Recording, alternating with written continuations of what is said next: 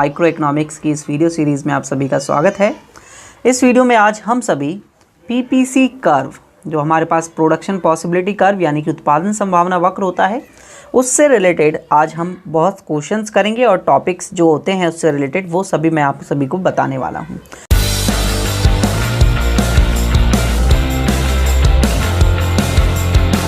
सबसे पहला टॉपिक आप सभी जो है वो नोट डाउन कीजिए अपनी बुक में और लिखिए फटाफट सभी स्टूडेंट्स, और स्टार्ट करते हैं आज की हम क्लास, है ना। तो सबसे पहला टॉपिक है आप सभी के पास प्राप्य संयोग, प्राप्य और अप्राप्य संयोग और अप्राप्य संयोग, है ना। क्या बोलेंगे आप इसे इंग्लिश में? अटेनेबल and unattainable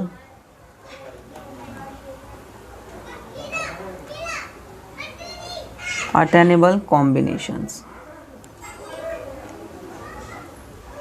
ठीक है, चलिए देखिए डायग्राम के थ्रू समझेंगे अच्छे से बच्चे, है ना।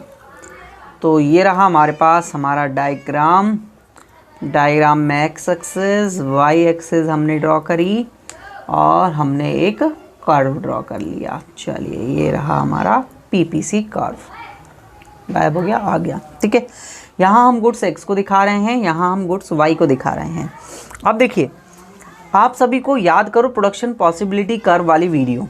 प्रोडक्शन पॉसिबिलिटी कर्व में मैंने आप सभी को 4 अजम्पशंस बताई होंगी।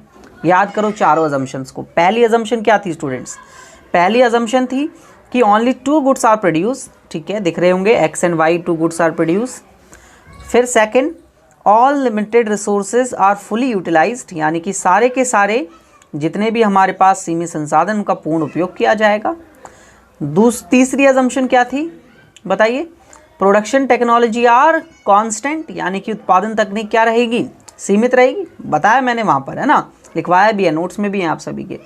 फोर्थ मैंने क्या बताया आप सभी को? फोर्थ मैंने बताया कि आप सभी के पास जितने भी लोग काम के लिए आएंगे उनको फुल एम्प्लॉयमेंट दोगे, मतलब पूर्ण रोजगार की स्थिति बनी रहेगी। बिल्कुल बोला था ना मैंने, बिल्कुल बच्चे बिल्कुल। तो पीपीसी कर्व और पीपीसी कर्व के अंदर, मतलब सपोज दैट ए पॉइंट, ये पॉइंट या ये पॉइंट या इसके अंदर कोई भी पॉइंट मैं अगर दिखा रहा हूँ तो ये सारे के सारे पॉइंट्स जो हैं वो अटेनेबल पॉइंट्स होते हैं, जिन्हें इकोनॉमी अचीव कर सकती है, अटेंड कर सकती है। हिंदी में बोलें तो प्राप्य संयोग, जिन्हें इकोनॉमी अपने लिमिटेड रिसोर्सेज से क्या कर सकती है बताइए? प्राप्त कर सकती है। अपने जितने भी लिमिटेड सीमित संसाधन हैं उनका उपयोग करके प्राप्त कर सकती है। बट स्टूडेंट देखिए ध्यान से, इसके पीपीसी के आउटसाइड कोई सा भी पॉइंट होगा, ये सारे के सारे अनअटेनेबल पॉइंट्स हैं, क्योंकि इन्हें इकोनॉमी अपने गिवन रिसोर्सेज से नहीं प्रोड्यूस कर सकती। मतलब इन्हें अप्राप्य संयोग बोलेंगे। क्यों बोलेंगे अप्राप्य संयोग? क्योंकि ये वो संयोग हैं जिन्हें एक इकोनॉमी अपने सीमित संसाधनों या सभी संसाधनों का उपयोग कर कर भी क्या नहीं कर पाएगी? प्राप्त नहीं कर पाएगी, क्योंकि लिमिटेड रिसोर्सेज हैं उसके पास। Clear students? नेक्स्ट आप सभी आगे चलिए और एक और टॉपिक डालिए आप सभी अपनी कॉपी में। टॉपिक है आप सभी के पास efficiency in efficiency utilisation of resources. तो टॉपिक क्या है? एफिशिएंट या एफिशिएंसी आप लिख सकते हैं। Efficient and inefficient uses of inefficient utilisation of resources. Hindi में लिखेंगे हिंदी वाले बच्चे, संसाधनों का कुशल व एवं अकुशल प्रयोग। क्लियर? कोई दिक्कत? ठीक है, अब देखिए डायग्राम यहाँ पर भी ड्रॉ करेंगे बच्चों। डायग्राम बहुत इंपॉर्टेंट है, इसलिए डायग्राम तो आपको बहुत अच्छे से समझना होगा। ठीक है, क्लियर? चलिए देखिए यहाँ x, यहाँ पर y गुड्स। अब हमने दोबारा से एक प्रोडक्शन पॉसिबिलिटी कर्व को यहाँ पर क्या कर लिया? ड्रॉ कर लिया। ये रहा हमारे पास एक प्रोडक्शन पॉसिबिलिटी कर्व। अब हमने देखा कि कौन सा जो है वो एफिशिएंट यूटिलाइजेशन ऑफ रिसोर्सेज है और कौन सा इनएफिशिएंट यूजेज ऑफ रिसोर्सेज है। ठीक है, देखिए ध्यान से समझेंगे आप सभी।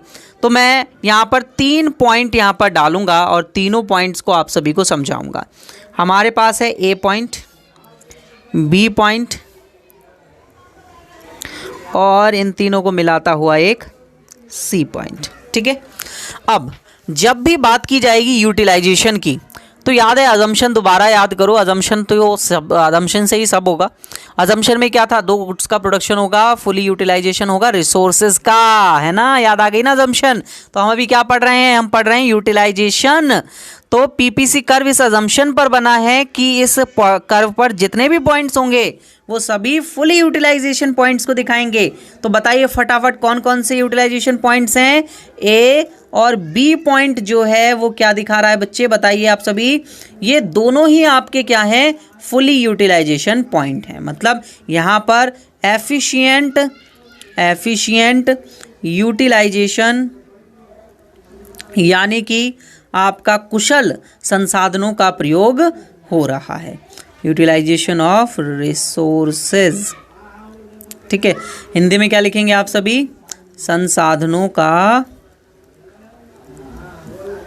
कुशल प्रयोग। क्लियर स्टूडेंट्स, कोई दिक्कत इसमें। अब सी देखिए, सी पॉइंट इसके अंदर है। इसका मतलब क्या है कि आप पीपीसी पर नहीं है और पीपीसी की अजम्पशन यहाँ पर फॉलो नहीं हो रही हैं। तो इसका मतलब क्या है कि आपने जितने भी रिसोर्सेज हैं उनका आपने अनएफिशिएंटली यूज़ किया, इसलिए आपके पास जो प्रोडक्शन पहले इतना और इतना हो रहा था, यहाँ पर देख सकते हैं आप मैक्सिमम प्रोडक्शन हो रहा है, बट यहाँ पर प्रोडक्शन की यूनिट्स जो है वो अब दोबारा क्या हो चुकी हैं, इसकी भी कम हो चुकी हैं, इसकी भी कम हो चुकी हैं। तो basically C point is a unutilisation point, यानी कि अनएफिशिएंट यूटिलाइजेशन। ठीक है, मैं अकुशल लिख रहा हूँ, बाकी आपको लाइन पता ही है क्या लिखनी है। आप सभी मेरे साथ साथ इसे क्या करते जाएंगे, नोट्स करते जाएंगे। और अगर किसी भी बच्चे को ये शॉर्ट नोट की वीडियो ये पीडीएफ चाहिए हो तो वो मुझे बता देना, मैं आप सभी को ये पीडीएफ भी प्रोवाइड करा दूंगा जो मैं यहाँ पर ये लिख रहा हूँ अभी वीडियो बनाते वक्त। ठीक है, बता देना मुझे। आगे चलते हैं, अब बात करते हैं ग्रोथ ऑफ रिसोर्सेज और ग्रोथ इन द प्रोडक्शन। ठीक है, कि कैसे रिसोर्सेज का हमारे पास ग्रोथ होने पर प्रोडक्शन क्या होगा, बढ़ेगा। क्लियर। तो देखिए नेक्स्ट देखिए, टॉप पॉइंट डालिए, ग्रोथ ऑफ रिसोर्सेज और growth in the production capacity. Growth of resources. ठीक है, मैं वीडियो पॉज करके जल्दी से लिख दे रहा हूँ, है ना, ताकि लिखने में। देखिए स्टूडेंट्स, टॉपिक आपने लिख लिया होगा, ग्रोथ ऑफ रिसोर्सेज और growth in the production capacity, संसाधनों का विकास अथवा उत्पादन क्षमता में विकास। तो दोबारा से डायग्राम बनाएंगे, है ना। आप सभी बोल रहे होंगे यार डायग्राम बहुत हैं इसमें, बच्चे डायग्राम पूरा माइक्रो इकोनॉमिक्स डायग्राम से भरा हुआ है ना। तो ये डायग्राम देखेंगे। अब यहाँ हम दोबारा से प्रोडक्शन पॉसिबिलिटी कर्व को बनाएंगे। तो प्रोडक्शन पॉसिबिलिटी कर्व मैं दोबारा बनाना चाहूँगा बच्चे, थोड़ा सा बेकार बना है, ये रहा, दैट्स इट। ठीक है, तो अब प्रोडक्शन पॉसिबिलिटी कर्व आपको दिख रहा होगा, आपका ए से नाम दे दिया पॉइंट को, ये से बी पॉइंट नाम दे दिया। सपोज दैट इकोनॉमी के अंदर आपके जो रिसोर्सेज हैं उनके अंदर, मतलब जो संसाधन है आपके अंदर, उनके अंदर ग्रोथ हो जाता है, उनके अंदर विकास हो जाता है, वो बढ़ जाते हैं। तो जब आपके अंदर आपकी इकोनॉमी के अंदर संसाधन बढ़ जाएंगे, रिसोर्सेज बढ़ जाएंगे, तो रिसोर्सेज बढ़ने पर आपके पास प्रोडक्शन भी बढ़ेगा इकोनॉमी में, क्योंकि अब आप पहले से ज़्यादा प्रोडक्शन कर पाएंगे। तो जब आपका ग्रोथ ऑफ रिसोर्सेज होगा तो आप जो है वो प्रोडक्शन पॉसिबिलिटी बाउंड्री को आगे बढ़ा पाएंगे और ये ए डैश और बी डैश हो जाएगी, यानी कि ये आगे की ओर बढ़ जाएगी। तो आप देखेंगे कि अब आपने ये जो पूरा, मैं अभी शेड कर देता हूँ एरिया, ये जो एरिया मैं अभी शेड कर रहा हूँ येलो कलर से, ये सारा का सारा शेडेड एरिया जो है वो आपने रिसोर्सेज के ग्रोथ की वजह से प्रोडक्शन में ग्रोथ को पाया है। क्लियर स्टूडेंट्स, ये बात आप सभी को यहाँ पर समझ में आ गई होगी। कोई भी दिक्कत किसी स्टूडेंट को हो तो वो पूछ सकता है ना। लाइव क्लासेस आप सभी को पता है डाउट्स के लिए ही रखी जाती है, तो आप सभी अपने डाउट्स को नोट डाउन करते जाइएगा और मुझे इन्फॉर्म कर दें। आप सभी के पास मेरा व्हाट्सएप नंबर है ही, मैं आप सभी को लाइव क्लास प्रोवाइड करा दूंगा इस चैप्टर की। क्या दिक्कत है? कोई भी दिक्कत नहीं है ना। ठीक है, क्लियर स्टूडेंट्स, यहाँ तक आप सभी को समझ में आया सभी को? चलिए, तो इस वीडियो को यहीं समाप्त करते हैं और हमारा चैप्टर जो है वो लगभग बच्चे फिनिश हो गया है। अब इस चैप्टर में हमें कुछ नहीं पढ़ना, ठीक है, यही इंपॉर्टेंट टॉपिक्स थे और जो क्वेश्चंस होंगे वो क्वेश्चंस मैं आप सभी को बता दूंगा कि आप सभी को कौन कौन से क्वेश्चंस पढ़ने हैं। आपकी जो भी यूनिवर्सिटी हो उसके हिसाब से मैं क्वेश्चंस आप सभी को यहाँ पर जो पूरा फोल्डर बना हुआ है हमारे पास चैप्टर नंबर 1 का, उस फोल्डर्स में आप सभी को डाल दूंगा। ठीक है स्टूडेंट्स, चलिए नेक्स्ट वीडियो में मिलते हैं। आप सभी बहुत अच्छे से तरीके से पढ़ते रहिए और आप सभी सुरक्षित रहिए इस कोरोना वायरस के स्प्रेड से अपने आप को बचा के रखिए। ठीक है स्टूडेंट्स, चलिए।